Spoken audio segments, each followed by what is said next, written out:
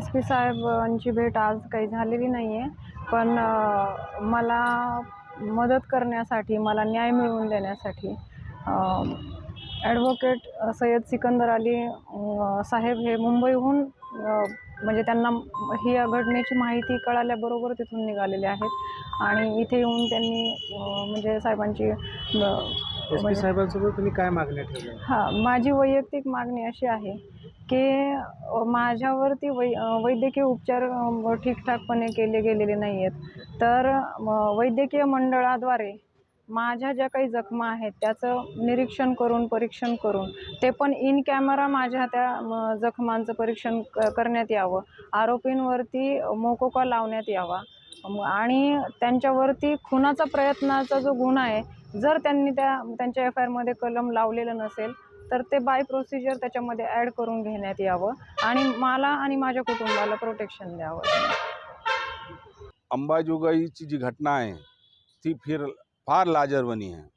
जसंच मला कळलं, काही अंबाजोगाईच्या वकिलांचा फोन आला होता की आपल्या एक भगिनीवर अमानुषपणे अत्याचार करून 2 तास त्यांना मारहाण झालेली आहे JCBच्या पाईपनी. तर ही बातमी जेव्हा मला कळली तेव्हा मी मुंबईला होतो. आज सकाळच्या फ्लाईटने मी मुंबईला आलो SP साहेबांना भेटायला आणि SP साहेबांना सविस्तर मी बोललो फोनवर. आमची अशी मागणी आहे की हा जो प्रकार आहे अगोदर फार निंदनीय आहे. महाराष्ट्र नोटरी गोवा संघटनेने फार याला गांभीर्याने घेतलेलं आहे. मी भारतीय जनता पार्टी महाराष्ट्र लीगल सेलचा अध्यक्षसुद्धा आहे, परदेश सचिव आहे भारतीय जनता पार्टीचा. मी CM साहेबांनाही बोलणार आहे. मी गृहमंत्र्यांनाही, म्हणजे त्यांच्याकडे योगायोगाने गृहमंत्रीचा खाता त्यांच्याकडे असल्यामुळं तेही बोलणार आहे. जिल्हाधिकाऱ्यांशी भेटणार आहे. योगायोगाने नवनीत साहेब जे बीड जिल्ह्यामध्ये त्यांनी येऊन एवढं चांगलं प्रभारी काम केलं आहे. पूर्ण जनसामान्यात त्यांची प्रतिमा उंचावलेली आहे. ते कडक शिस्तप्रिय अधिकारी आहे.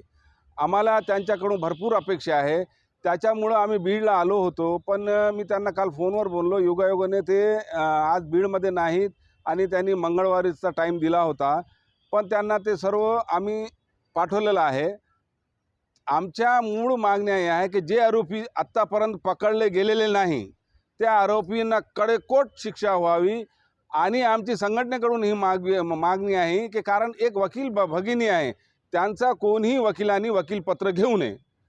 दुसरं, त्यांना प्रोटेक्शन देण्याची SP साहेबांना आम्ही विनंती करतो आणि जी त्यांच्यावर अत्याचार झालेले आहेत, आज सकाळपासून जी मी त्यांची भेटगाठ घेतो तेव्हापासून मला त्यांची प्रकृती फार हलाखीची झालेली आहे.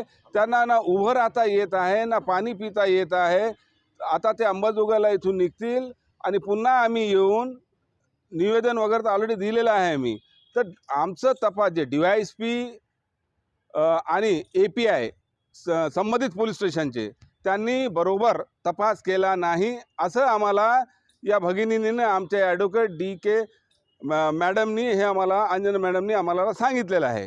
त्याच्यासाठी कायदेशीररित्या त्या आरोपींना कडेकोट बंदोबस्त व्हावा आणि तो अंडर ट्रायल चालावा आणि या भगिनींना आमचं प्रोटेक्शन भेटावं.